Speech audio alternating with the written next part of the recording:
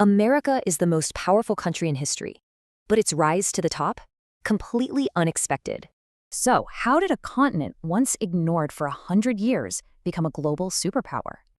You see, Spain and Portugal were obsessed with the gold and silver they found down south.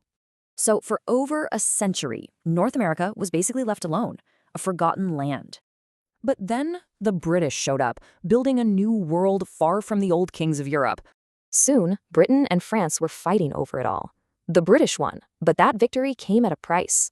To pay for the war, Britain slammed the colonies with new taxes, and people were not happy.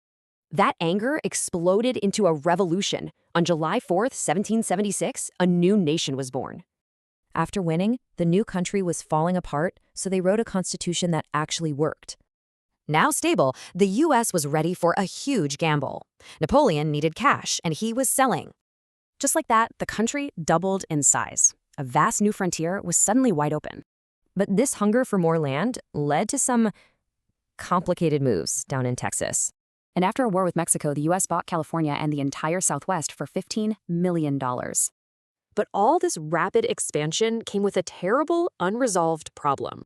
The country was literally tearing itself apart over the evil of slavery. This was the nation's darkest hour, a trial by fire that threatened to destroy it from within. But America survived. The Union was preserved and the slaves were finally freed. A new question then defined the next era, as the nation began looking beyond its borders. It started projecting its power, buying Alaska from Russia and annexing the islands of Hawaii.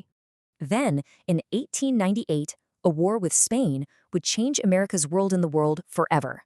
America didn't just win a war, it inherited what was left of an old, crumbling empire.